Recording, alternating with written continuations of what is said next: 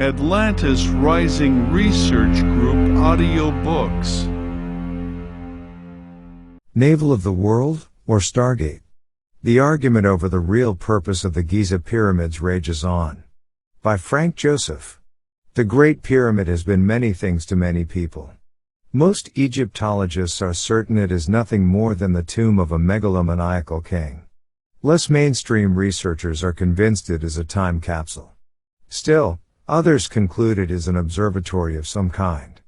A modern proponent of the Great Pyramid's astronomical significance is the famous construction engineer, Robert Bauval. He argues that the pyramid builders oriented it to the Belt of Orion, Osiris, to the Egyptians, around 2450 BC. This is some 200 years later than majority scientific opinion claims the structure was built, a conclusion that went against the grain of conventional and unconventional researchers alike. According to Bauval, the placement and alignment of all three Giza pyramids were part of their function as funerary temples, in which the soul of the deceased pharaoh became identified with an immortal star in the heavens. He conjectures an elaborate ceremony, during which the royal mummy was transported from one astral alignment to another. His speculation is grounded in original source materials, such as utterance number 245 in the pyramid texts addressed to the would-be pharaoh: "Assume your place in heaven among the stars, for you are a solitary star, a companion of the great Sphinx. You shall look down upon Osiris while he commands the spirits, yet you are apart from him, and not among them." Supported by suggestive texts such as these, an Orion-Osiris correlation theory is at least superficially valid through simple comparison of the monuments with the stars in question. The three pyramids do indeed parallel the configuration in the Belt of Orion, if not precisely, then close enough for ritualistic reasons. Their similarity cannot be coincidental for a people as astronomically proficient and symbol-minded as the ancient Egyptians. As above, so below is a theurgic formula with roots lost in the depths of prehistory. But Bauval jumps to the conclusion that the 2450 BC date indicated by the declination of the so-called air shafts of the Great Pyramid and the height of the Orion-Osiris constellation above the horizon inferred the date of its construction and related historical data. He asks on page 195 of his book, The Orion Mystery, 1994, was the Giza necropolis and, specifically, the Great Pyramid and its shafts, a great marker of time, a sort of star clock to mark the epochs of Osiris and, more especially, his first time? Probably not, because, again, function does not necessarily follow form. Basic logic recognizes that a 6 million ton structure is not required to make a star clock. As much as the ancient builders enjoyed monumental architecture, something only a fraction of the Great Pyramid's gargantuan proportions would have done just as well. Furthermore, Orion's belt is by no means the only celestial orientation found in the Great Pyramid. As Florida researcher, Kenneth Caroli points out, oddly, Bauval and his followers never once note that the descending passage was aligned on Alpha Draconis circa 2120 to 2170 BC, which would make the Great Pyramid even younger than Bauval believes, by 3 centuries, and previously to circa 3340 to 3440 BC, which more closely coincides with carbon dates for the Great Pyramid's construction during the late 4th millennium BC. Ironically, one of the air shafts is also aligned with Draconis, another to Ursa Minor, from the north side of the Queen's Chamber. The north side of the King's Chamber shaft likewise points to Alpha Draconis. The south shaft of the Queen's Chamber is oriented with Sirius, while the south shaft of the King's Chamber looks toward Zeta Orionis. All of these other orientations, save Alpha Draconis, were in alignment circa 2500 BC, 150 years before Bauval's Orion projection, and right back into the timeframe assigned by mainstream Egyptologists for construction of the Great Pyramid. Private Correspondence, January, 2008. In other words, one might interpret any number of celestial alignments, some perhaps deliberately incorporated by its builders for unknown reasons, others may be just coincidental. Such orientations are interesting, but they prove little in themselves, certainly not the date of the Great Pyramid's construction. Moreover, if Christopher Dunn's identification of its chief function as a kind of geologic power plant is correct, then the angled corridors rising from its center to the exterior are no more air shafts than they are astronomical alignments. While Bauval is correct in associating the Great Pyramid with Osiris, the god was less identified with the constellation we know as Orion. Osiris was a lunar deity, and so hailed in the hymn of Isis, his wife. She restored him to life, thus creating their mystery cult of rebirth, after he had been dismembered into 14 pieces. So too, the moon, when waning, appears to lose a portion of itself on each of the 14 days, which make up the second half of the lunar month, a process reversed when the moon begins to wax. Also, Osiris was supposed to have reigned for 28 years, which parallel the 28 days in the lunar month. It is clear then, that the Giza pyramids, while apparently laid out in the same arrangement as the stars in Orion, find their chief celestial correspondence with the moon. Nor let it be forgotten that the ancient Egyptians themselves referred to them as mountains of Ra, the sun god. What all these sky associations with a very earthbound, geodetic structure seem to imply is that the Great Pyramid is a metaphor for the universe. Again, as above, so below.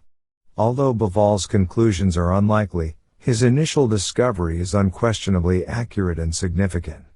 As he exclaimed, page 192, the pattern of Orion's belt seen on the west of the Milky Way matches, with uncanny precision, the pattern and alignments of the three Giza pyramids. Osiris, the man-god of rebirth and Egyptian stellar equivalent of Orion, was identified with the structures themselves. The ancient texts affirm, these pyramids of theirs, the gods, are Osiris. Indeed, Giza's burial precinct, which sprang up many centuries after the Great Pyramid was built, was called Keret Neter Ahet Khufu, or the necropolis of the horizon of Khufu, a symbolic term for the province of Osiris. While association with Osiris goes back to pyramid origins, the Khufu reference was not applied to a mortal pharaoh, but to some other god. Even so, the old and incorrect view that the Great Pyramid was built by Khufu, the Greek Cheops, an obscure pharaoh of the 4th dynasty, as his final resting place, and nothing more, still prevails. Conventional Egyptology's official theory has been so widely publicized for so many decades it has attained a certain level of academic dogma. This despite the fact that investigators have known for years that Khufu's real tomb, it is still marked with the cartouche enclosing his name, lies east of the pyramid in which he was supposedly buried. Archaeologists established that this burial was not part of the original pyramid complex. And its apparent confirmation as the final resting place for Khufu rules out the Great Pyramid as his tomb. The name as it appears associated with the Great Pyramid, Keret Neter Ahet Khufu, is actually a variation of Khemu, the god of all the Egyptian immortals, most appropriately associated with the Great Pyramid. Khufu is a variant of Khemu, the molder, originally portrayed in temple art as a ram-headed male figure molding the first human beings from clay at his pottery wheel. It was on this same wheel that Khemu fashioned the cosmic egg, from which the universe exploded, and back into which it shall eventually return. His is obviously among the most deeply ancient mythic concepts known in Egypt. He simultaneously embodied the gods Ra, Shu, Geb, and Osiris, representing fire, air, earth and water, while his cosmic egg was the sacred omphalos, the center of the world. He thus personified the Great Pyramid's representation of the world, earth, water, and air, and its internal telluric energies, i.e., the fire within. Khemu was synonymous for the world Navel. His function is stressed again by his occasional portrayal as a deity with 4 heads. They signified the 4 cardinal directions sprouting from his trunk, thereby defining the center of the world. Khemu also symbolized the Great Flood. Surviving shrine murals portray him pouring a vase of water over the whole earth. These details epitomize the Great Pyramid's position at the absolute center of the world's landmass, as confirmed by its internal geodetic features, and point up the Atlantean identity of its creators. That Khufu Khemu should also embody Geb, the god of the earth, is a remarkably appropriate link between the deity and the structure. No less revealing, Osiris became the man-god of rebirth and regeneration, recalling the ionized fire within the Great Pyramid. Osiris was supposed to be able to transform himself at will into a great snake, suggestive of the serpent power that dwells in the earth, the pythonic influences of geophysical energies. Khemu likewise personifies the boat that brought the gods from their sinking island to the Nile Delta. Rams, antelopes, goats, or similarly horned beasts symbolized waves, and the figureheads of Egyptian sailing vessels, particularly sacred boats, were often stylized ram heads. Cheops, as the Greeks called him, was almost certainly a real 3rd dynasty king whose name derived from that of the deity, as did the names of most pharaohs. He was doubtless a controversial ruler, because his supporters and detractors were arguing over his memory long after his death, as recorded in surviving stone tablets recovered from the Giza Plateau precinct by the renowned British archaeologist, Sir Flinders Petrie, at the close of the 19th century. In fact, their post-mortem debate underscores Khufu's lack of involvement with construction of the Great Pyramid. Surely, had he been responsible for building the foremost structure of all time, his followers would have proudly listed its creation at the head of all his deeds. But in the 26th dynasty's so-called Inventory Stele, which does indeed catalogue his Old Kingdom accomplishments, Khufu's loyal adherents do not credit him with raising the Great Pyramid. In fact, it is never mentioned in the text, quite an oversight, if we are to believe Cheops was the builder. While no mortal Khufu may be associated with the Great Pyramid, the immortal Khemu's identification with the structure is no less perfect than its own precise measurements. It seems apparent that mainstream Egyptologists have confused a man for a god, and, in so doing, lost the penetrating significance of his name. They insist that the small compartment labeled the king's chamber allegedly designed for Pharaoh Khufu's sarcophagus was really a sepulchre. But its designers created no labyrinth of meandering passageways to mislead intruders, a standard feature otherwise found throughout dynastic mortuary architecture. Instead, a descending corridor leads straight to the large, ascending gallery, by which the chamber is reached directly. The spurious Queen's Chamber, just below, is no less easily entered. These corridors would have afforded no protection against theft. And as anyone who has entered the Great Pyramid may testify, the cramped, narrow confines of its internal passageways are sometimes so small they may accommodate only one person at a time. Visitors are forced to stoop beneath the low ceiling. There is simply no room for elaborate ceremonies, funereal or otherwise, to say nothing of pallbearers carrying a typically massive sarcophagus through such confined spaces. A mortuary identity for the Great Pyramid is in every aspect invalidated by the internal spaces of the structure itself. Renowned Egyptologist, Margaret Murray, found that the question as to the use of the early pyramids has never been satisfactorily answered. It is usually stated that they were burial places. This may be true of the latter ones, but there is no proof that this was their original purpose.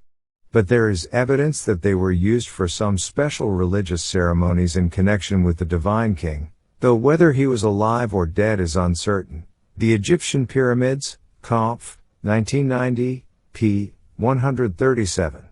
Bauval agrees that the interior of the Great Pyramid comprised a hall of initiation for some royal mystery cult of rebirth. But its few, linear corridors do not form a useful ritual path for initiates to follow, as every visitor who has had to squeeze through the descending passage knows. We are once again confronted by a structure far too huge to accommodate such a relatively limited theory. A temple a fraction the size of the Great Pyramid, while still colossal, would have made far more sense. Bauval's attempts at dating construction of the Great Pyramid to 2450 BC by way of its stellar alignment may be unconvincing. But so-called hard evidence narrows dating scales. For example, an intact Jerseyan vase from pre-dynastic times, circa 3800 to 3500 BC, appears to depict all three pyramids standing on the Giza Plateau. It was found during 1990 in the desert around Abydos, and today belongs to the Luxor Museum. Most recent radiocarbon dates for the Great Pyramid were obtained by Dr. Mark Lehner.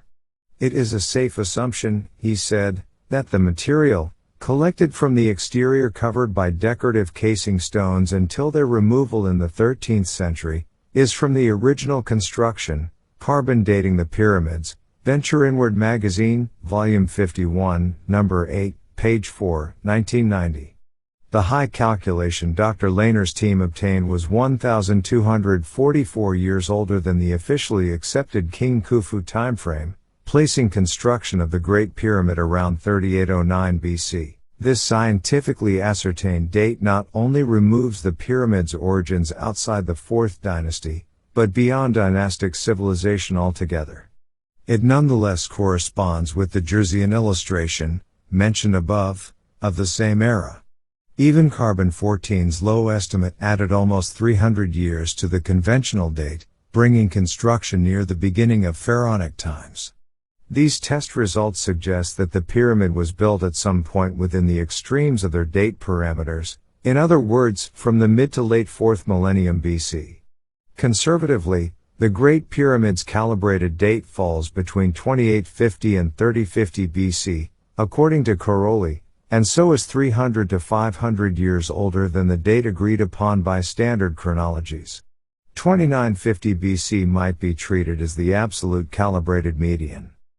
These earlier dates for its construction are important to understand pyramid origins, because they indicate that the foremost building of the ancient world was completed at the very start of Egypt's dynastic history. Consequently, the pharaonic identity of its builders becomes all the more uncertain, and we must look elsewhere for the master builders responsible. As Alexander Braghini concluded in 1940, in the solution of the problem of the origin of the pyramid builders is hidden also the solution of the origin of Egyptian culture and of the Egyptians themselves, the shadow of Atlantis, 1997. Establishment chronology for the Giza pyramids is further shaken by the demonstrable fact that all major structures at the plateau were built simultaneously as separate elements of a common complex. Conventional scholars have long taught that Khufu built the Great Pyramid. It was copied in the second largest specimen by his son, Khafra, who, out of deference for his father, refused to make it quite as high. The third and smallest of the pyramids was supposed to have been built many years later by Menkaure, almost as an afterthought. This official scenario for the Giza Plateau is absolutely without foundation, an utter fiction, that has nonetheless become one of the tenets of modern Egyptology. But a closer look at the site reveals an altogether different story. Internal evidence likewise implies a date circa 3000 BC. Caroli points out, there are indications that data concerning cycles of time were also included in the Great Pyramid. Its 4 sides might relate to the Suthic cycle, that stellar calendar by which the Egyptians calculated time. In inches, the structure's basic measurements equate to 1 century. Its primary figures, height, apothegm, and circumference, parallel a Suthic cycle known to have been employed by the Egyptians in chronicling their mythic past. That particular cycle ran from approximately 45,000 to 5,000 years ago. While a 45,000-year date for the monument is certainly out of the question, its construction around the turn of the 4th millennium happens to coincide with the start of the 1st dynasty, the very beginning of pharaonic civilization.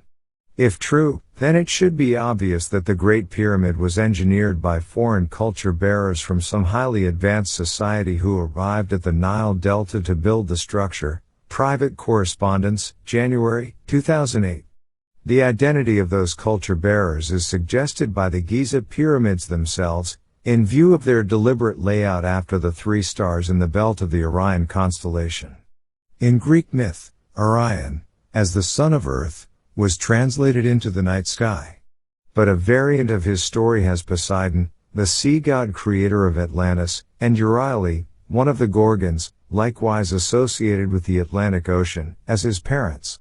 She gave birth to him on an island in the distant west, where he was blinded, but regained his sight after having been brought to another island, Delos, in the Aegean Sea. Going blind and regaining one's sight was a poetic metaphor for death and rebirth, and here parallels the death or destruction of Atlantis and the rebirth of its mystery cult on Delos, which, significantly, was also known as the navel of the world. Orion pursued the Pleiades, children of the sea goddess, Pleione, and Atlas, the eponymous deity of Atlantis. In fact, the Pleiades were daughters of Atlas, or Atlantises. Osiris Orion identified with the Great Pyramid, and his Atlantean identity is no less clear. In the final scene of the Book of Gates, as depicted on Pharaoh Seti I's alabaster sarcophagus, the distended body of Osiris encircles Sekhet Aru, the fields of reeds, the Egyptian term for Atlantis.